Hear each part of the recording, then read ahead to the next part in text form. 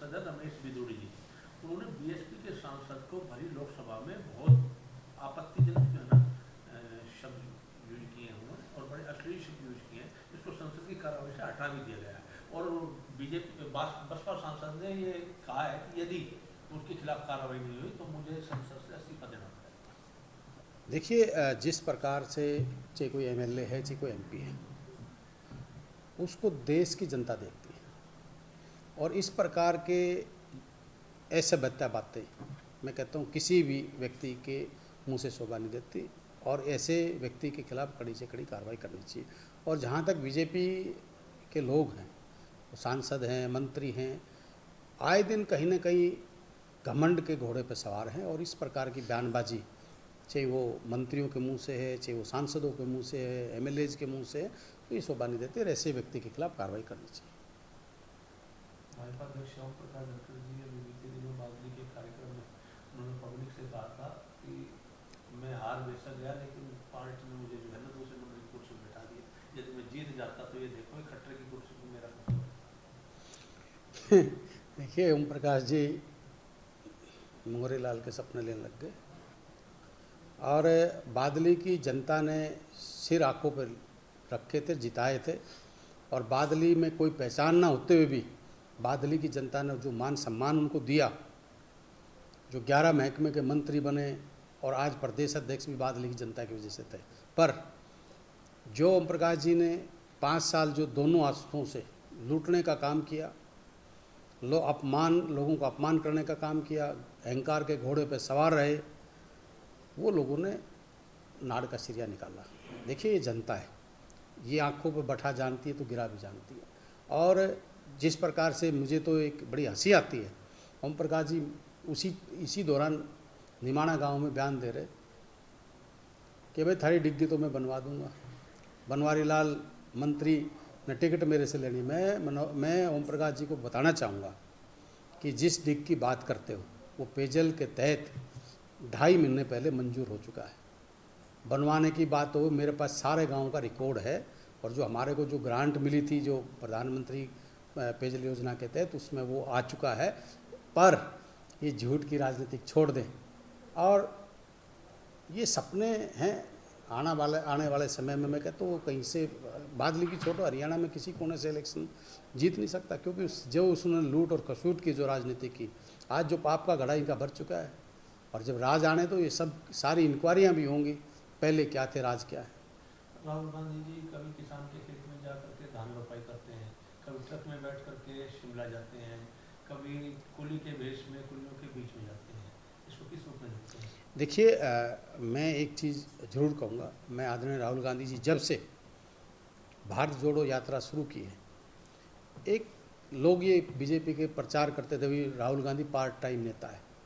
राहुल गांधी जी ने ये साबित कर दिया कि वो ज़मीन के से जुड़े हुए नेता हैं और जब से उन्होंने जो यात्रा निकाली उसके बाद से राहुल गांधी एक हीरे की तरह निखर के आए हैं और आम व्यक्ति की आवाज़ को सुनना चाहते हैं। उन्हें पता है, वो ये चाहता है, वो समझना चाहता है कि देश की जनता क्या चाहती है।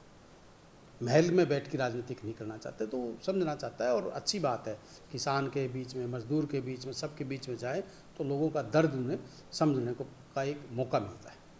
आयरलैंड इन दिनों इंडिया गठबंधन में शामिल होने की कवायद तय कर रखी है।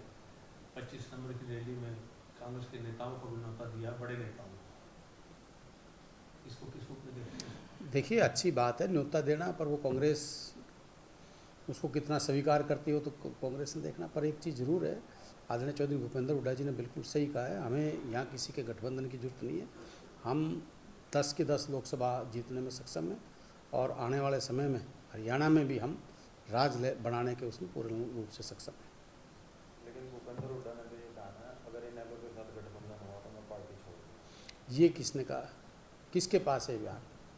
ये मीडिया में चली हुई बातें कि हुड्डा साहब ने ये कहा, हुड्डा साहब ने ये कहा, कोई ये बातें इनका कोई इन बातों का कहीं पे भी निराधार नहीं। ये तो बकवास बातें हैं, एक अच्छी बातें। और भूपेंद्र हुड्डा एक बहुत सुलझे हुए और बहुत सीनियर नेता हैं, वो इस प्रकार की बातें ना किसी के लिए बोलते और ना कुछ करते हैं। मैं एक चीज़ और कहूँगा मीडिया के साथ में, जैसे आपने कहा आईएनएलडी, जेजेपी, इन्होंने तो एक ये तो एक दुकान थी, ये पार्टी कहाँ रही है, तो दुकान खुली हुई है। मुझे बड़ा दुख हुआ, 25 करोड़ रुपए हमारे को मिले, और मैं ये बात मुख्यमंत्री जी से पूछूं भी का, मैंने 25 करोड़ के काम चाहिए, वो बादली से गुभाना माजरी होते हुए था, वो रोड का पैसा दिया, चाहिए वो भुपड़िया टू शाहपुर होते हुए भादरगढ़ का था, वो दिया, खेड़ी जट पासोर से खेड़ी जट का होते हुए दिया। तो मुझे तो एक चीज़ की शो नहीं आती, इनके नारियल फोड़ने की बड़ी शौक है। ग्रांट देता, एक तरफ तो कहते हैं हम सम्मान विकास की बात करते हैं, सम्मान बंटवारा की बात करते हैं, दूसरा इनकी होड़ लगी हुई है कि भी नारियल कौन फोड़े। तो ये बादली की जनता को गुमराह करने की कोशिश जो कर रहे हैं, गुमराह करने की कोशिश ना करें।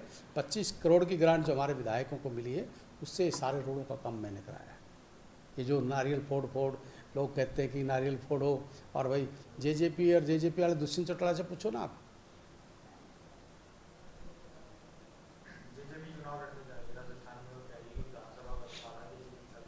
हरियाणा में तो लड़ लियो, राजस्थान तो बहुत दूर की बात है। हरियाणा में ही पता लग जाएगा, राजस्थान में पता लग जाएगा। राजस्थान में चौधरी देवीलाल जी ने भी लड़ा था, ओम प्रकाश चौटाला जी ने यूपी में जाके लड़ा था, क्या हालत हुआ था।